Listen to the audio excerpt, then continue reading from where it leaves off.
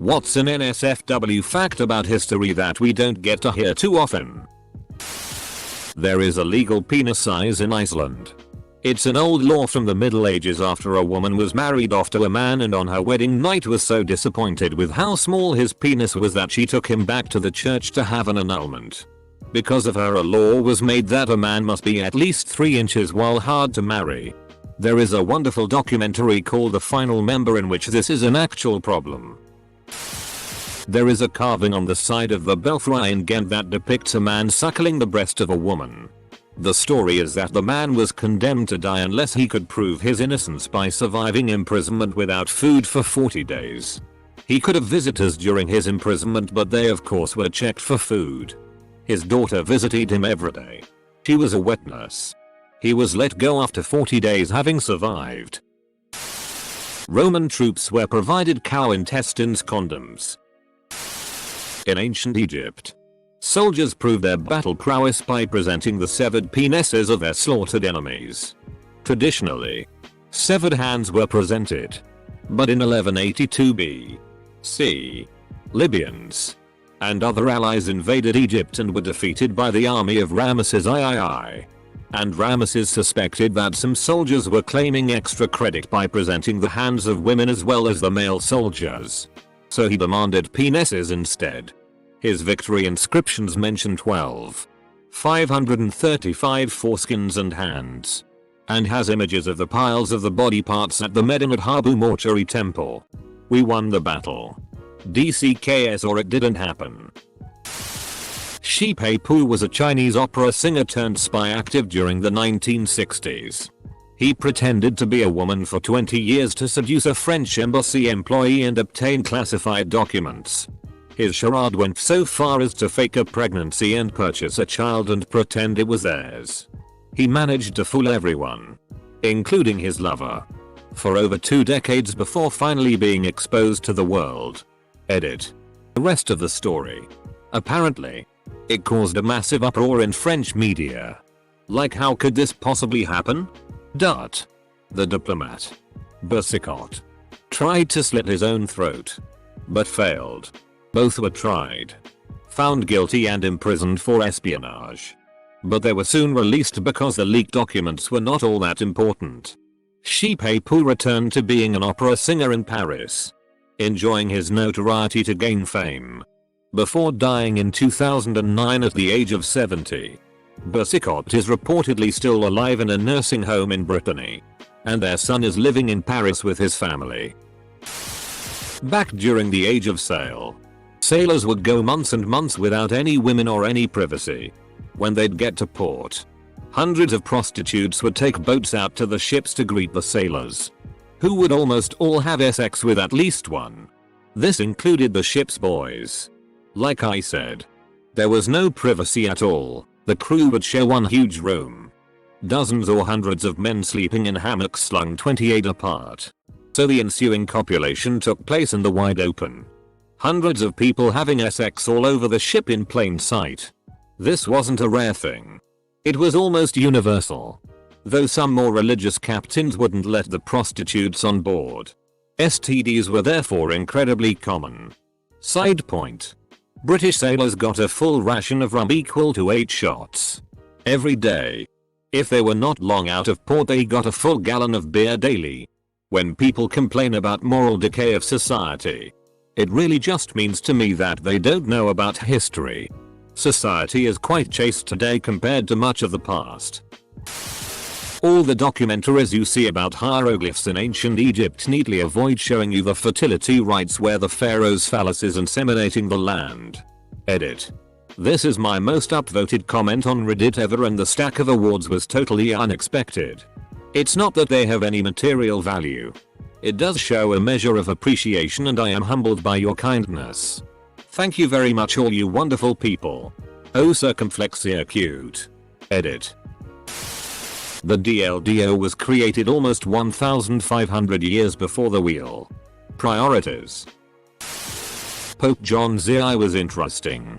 He became Pope in 955. His high points are: turned the sacred palace into a house, fornicated with, among others, his father's concubine, various widows and even his own niece. Castrated and then murdered a cardinal. Blinded and then murdered his confessor. Took payment for ordaining bishops and even ordained a 10-year-old boy as a bishop. Ordained a deacon in a stable. Refused to make the sign of the cross. Toasted the devil. Invoked the names of pagan gods while playing dice, and when he lost, used money from the papal treasury to pay off his debts. Granted, he was a teenager when he became pope, thanks to his dad buying the office. But still. In line with some of the other horrible stories here, when the Roman statesman Sejanus, the Emperor Tiberius' right-hand man, fell from grace and was executed, the Roman people were eager to take their revenge on his family as well for all the tyranny he had put them through. So they decided to kill his young son and daughter as well. There was no real issue about killing the boy. But when it came to the young girl, there was a sudden outcry. It was against all precedent to execute an innocent young girl. And above that, deeply impious to put to death a virgin maid. So they had the executioner pay her first. Mary Toft put baby rabbits in her vagina and then pretended to give birth to them to confuse doctors. The actual death of Ratcliffe, you know. The oddly proportioned villain from Pocahontas? From the Encyclopedia Virginia. The colonists, led by Captain John Ratcliffe, walked into an ambush. About 33 men, or 2/3 of their number, were killed. The Indians captured Ratcliffe, and their women skinned him alive using mussel shells. Ferdinand VI of Spain had a huge dong. So much in fact that it's rumored that one of his wives died of a hemorrhage derived from having sex with the monarch. He almost died without her heir. BC he couldn't have sex with the queen consorts without any damage. He only had a daughter. And he had to go through hell to change some old laws that prevented his daughter from reigning. Edit. Adding info. Edit 2. They designed a cushion thing for him to try to ease sex. Edit 3. He was suffering from genital hypertrophy. Sorry for any grammar or spelling mistakes. English is not my first language. At the Temple of Aphrodite in Cyprus, overlooking the legendary birthplace of Aphrodite, young virgin girls would tie a bowstring around their head and await a man to come along and throw a silver coin of any value into their lap. The man would say, "I demand thee in the name of the goddess." The girl then had to have sex with the man. In this way the girl would make her first fruit offering to Aphrodite. It is said that some girls had to come back for many days before they were chosen. In 1488 an Italian noblewoman, Katarina Schwarzeria, locked herself in a castle to save herself from her enemies. Her enemies managed to capture her children and threatened to kill Gem if she wouldn't surrender. She climbed on ramparts, lifted her skirt to expose her female parts and shouted, "Fools! Don't you see that I can make myself more children?" In colonial America a guy was arrested and charged because he drew a lewd image of his wife in the snow. Puritans didn't appreciate the art. Zhang Zongchang, a Chinese warlord dubbed by Time as China's basest warlord, was nicknamed Old 86, which referred to either his height or the length of his penis, which was rumored to be as long as 86 Mexican silver dollars stacked together. He was also a poet. Case in point. You tell me to do this. He tells me to do that. You're all bastards. Go your mother. Poem about bastards by Zhang Zongchang. There was also this one time during a famine where he visited a temple and, instead of praying and offering gifts, slapped the temple's statue and said, "Your sister. How dare you make Shandong's people suffer by not giving us rain?" Then proceeded to order his artillery to shoot into the sky until it rained. It rained the next day. Edit. From the 13th to the 15th of February the Romans celebrated Lupercalia, Roman precursor of Valentine's Day, which was a festival of love and fertility. Priests would sacrifice a goat and then cut the goat skin into pieces. Part of this they would wear on their heads, and other parts were cut into thongs. The men would then run around the city of Rome naked, hitting as many women with these thongs as they possibly could. Being hit would help with pregnancy or becoming pregnant. So depending on what they wanted, the women would either deliberately stand in the way of the men, or try to run away while pretty much everyone was naked. In another part of the festivities, men would draw names of women from a jar and the goal was that they'd stay together for the duration of the festival.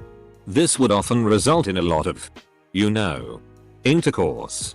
And sometimes people actually fell in love and got married after they met during Lupercalia. We really watered that tradition down. King Tut's first wife was his half-sister, but she also may have been his full sister and even at one point may have been his stepmother. Incest was actually encouraged in ancient Egypt as in many aristocracies to keep the bloodline pure. Moreover, if there were twins where one was a boy and one was a girl. In Pisa on St. Catherine's Day, students would search for and capture the fattest Jew they could find and demand a ransom of his weight in sweets. Source: The Great Mortality. John Kelly. Read about Capt Cook. He discovered Hawaii. They docked offshore right at harvest time. The natives thought they were fertility gods and sent their women in canoes to the ship. The crew had a blast year after year. Until the natives figured out what was happening. Witches were more often mutilated than actually burned. There was a guy that tried to prove that yellow fever wasn't contagious, and so he would pour the infected vomit into his freshly cut opened wood, pouring it into his eyes, and drinking it, and soaking into a bath of it, and smearing his body with blood, and spit. He was fine because yellow fever isn't spread through direct contact. It's spread through mosquitoes. So he did all that for nothing. His name was Stubbians Firth, look it up. A lot of people banged in the White House on the day of Andrew Jackson's inauguration. French modern philosopher Michel Foucault, in addition to studying crime and deviance in a criminology sense, also applied his theories on punishments to his fascination with BDSM. Having also written a number of kink-based works, he eventually moved to San Francisco and partook in gay bathhouses, notorious for casual sex. He eventually caught HIV, and some have speculated it may be written somewhere, that he purposely contracted it as some sort of poetic social commentary. Oddly, I learned this stuff while getting my administration of justice major and studying corrections. Lol. In ancient Egypt they held a fertility festival each year, and at this festival it was the pharaoh's responsibility to strip down and jerk off into the Nile. Edit. Should also mention that once the pharaoh had finished, men in the crowd were encouraged to step forward and join in. According to their mythology, the Nile was created when one of the gods jerked off. It's a river of god spudge. The deadliest female serial killer in US history had murdered 35 people with an axe by the time she was 18 years old. Dear Diary, my teen angst bull now has a body count. Edit. I needed a smile yesterday. And you guys loved my movie quote. Thanks. In 1511 a bunch of people in Brussels took part in the building of 110 vulgar snowmen as an act of protest. Edit. It's known as the Miracle of 1511 if you want to know more. Romans loved depicting sexual acts on many everyday items, like oil lamps, combs, bowls, etc. You often see images of people eyeing, like PRN, but in daily life. During wartime some armies would wipe on their spears so that when they stabbed/slashed enemies they'd get that extra poison damage. In medieval times, they would sling dead animals via catapults to spread disease, which was devastating in those times due to lack of proper medicine. It seems biological warfare was the world's actual first weapon of mass destruction. Edit. Thanks for Blobby Seal Award. You know that one psychologist guy, Freud? Well, one time he was tasked with finding the testicles of an eel. So he got literally hundreds of eels so he could find their balls. Nowadays we know eels have retractable testicles. But Freud didn't know that. So he cut up hundreds of eels looking for their testicles. They're all women. Slave owners in the US had a health official who would lick slaves to see if their health was of good standing. Pope Alexander VI might have held orgies where he kept track of men's org SMS while he held the position of Pope, and also definitely had an infidelity fetish, especially with women whose wedding he'd officiated. He had 4 kids with 1 married noblewoman. And at least another 3-5 outside of that. The Romans would often include bestiality as halftime shows for their gladiator matches with strange animals up to and including swans. Are you not entertained? The Assyrians decapitated their enemies and had their heads watch them pay their wives.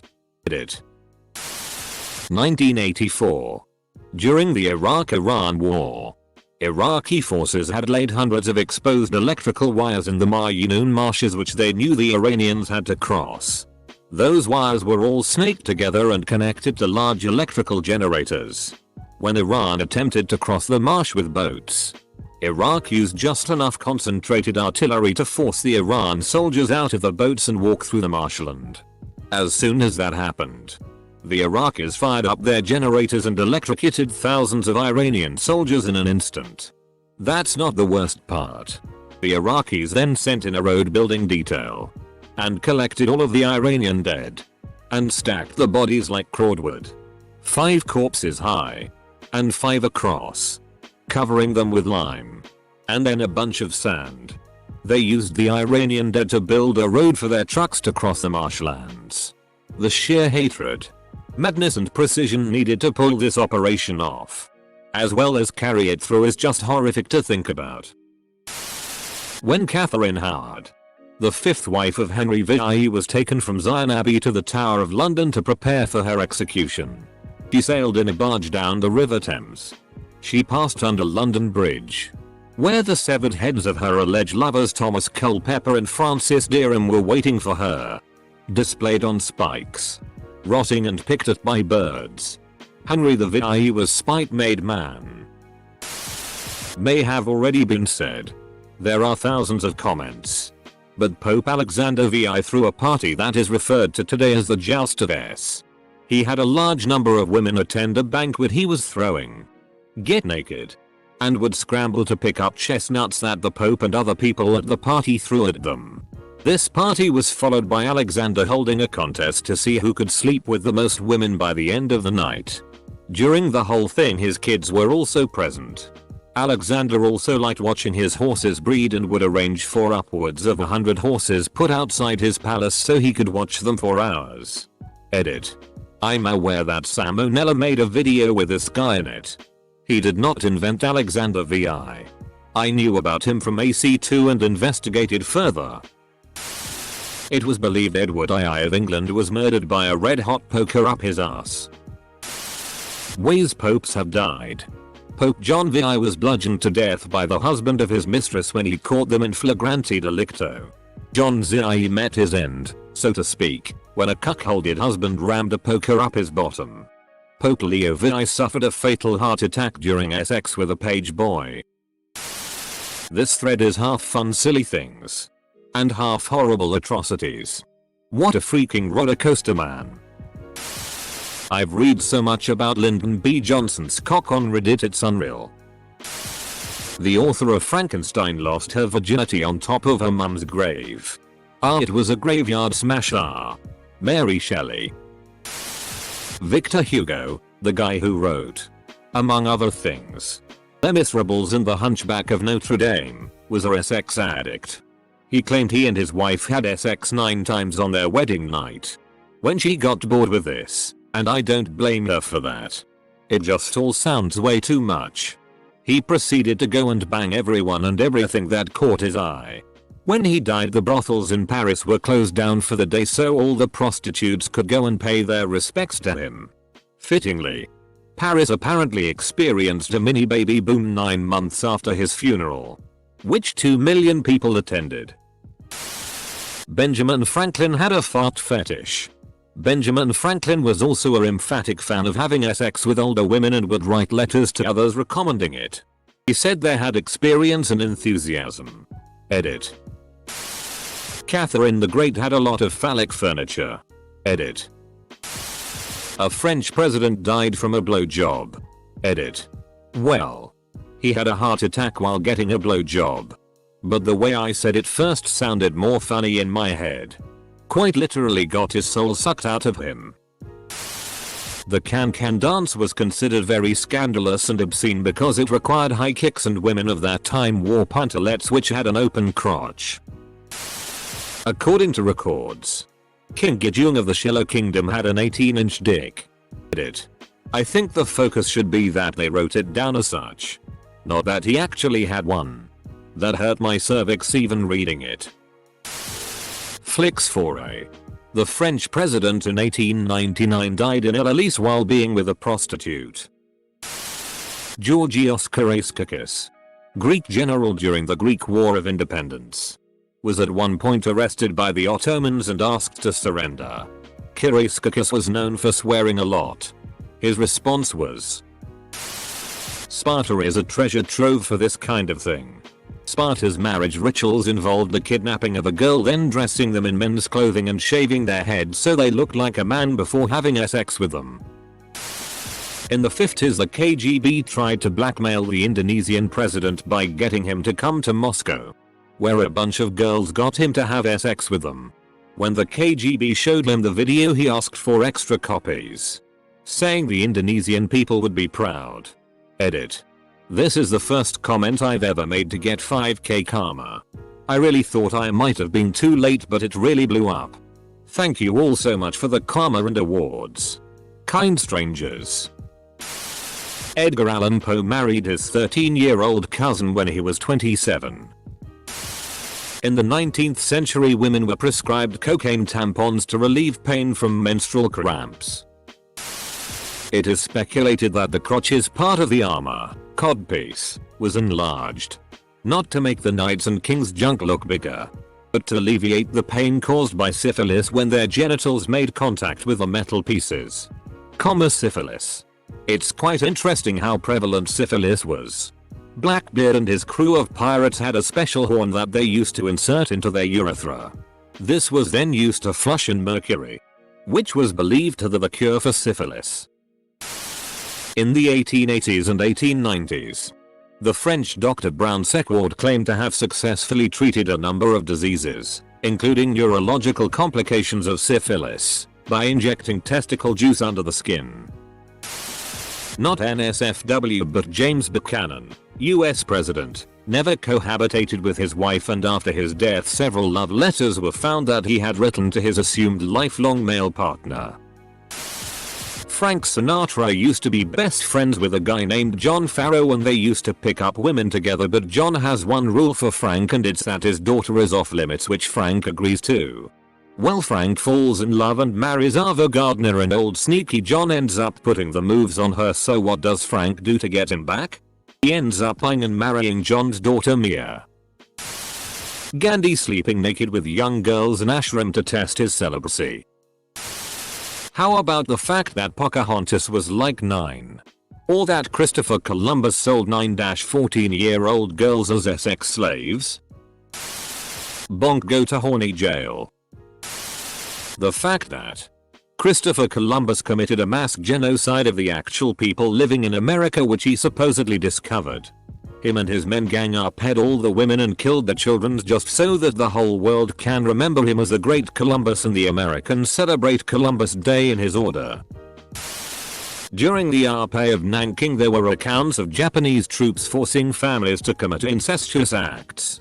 Sons were forced to RPA their mothers, and fathers were forced to RPA their daughters. I'm scrolling through the comments, laughing mostly, and then your comment left me speechless. King Louis had a labor fetish. He liked to watch his wife and his mistresses give birth. He got frustrated because the laboring chair obscured the view, so he started the whole flat on your back, legs in the air position. Not as raunchy as the other posts, but there was the gin craze of England in the early 18th century. Basically, English distillers had more freedom to make gin and sell it cheap. People had more money to spend on things like alcohol, and they sold gin in full pint glasses. This led to an extended period of extreme public drunkenness among the English, leading to everyone being constantly drunk and almost bringing their society to a halt. I recommend the episode on the Dollop podcast that covers it. Gets crazy during this time. Anne Frank's diary was censored for her privacy. She wrote many entries about masturbation and her bestiality. Her father cut those out. When I visited in Pompeii, I saw many dicks on the buildings. The ancient Romans believed they bring good luck. During Hitler's reign they also had a whole science study on twins. One of survivors along with her sister, Eva and Miriam, were subjected to disease and torture. Led by physician Joseph Mengele. The program turned twins like Eva and Miriam into unwilling medical subjects in experiments that exposed about 3,000 children at Auschwitz-Birkenau to disease, disfigurement and torture under the guise of medical research into illness, human endurance and more. Twins were separated from the other prisoners during the massive selections that took place at the camp's massive train platform and whisked off to a laboratory to be examined. Mengele usually used one twin as a control and subjected the other to everything from blood transfusions to forced insemination, injections with diseases, amputations, and murder. Those that died were dissected and studied. Their surviving twins were killed and subjected to the same scrutiny. So yeah, must have sucked having a twin back then. Straight Roman dudes used to make other straight Roman dudes suck them off to pay off social or financial debts. Napoleon's penis was sold at an auction house, a small shrumpled object. The Greeks invented orgies and Romans perfected them by adding women. Jalian Willa Garden Massacre. On Sunday, the 13th of April 1919. Dyer. Convinced a major insurrection could take place. Banned all meetings. This notice was not widely disseminated, and many villagers gathered in Thaibaga to celebrate the Importante Indiana festival of Massacre and peacefully protest the arrest and deportation of 2 national leaders, Asatar Pala and Saifuddin Kitkliu. Dyer and his troops entered the garden, blocking the main entrance behind them, took up position on a raised bank, and with no warning opened fire on the crowd for about 10 minutes. Directing their bullets largely towards the few open gates through which people were trying to flee, until the ammunition supply was almost exhausted. The following day Dyer stated in a report that I have heard that between 200 and 300 of the crowd were killed. My party fired 650 rounds.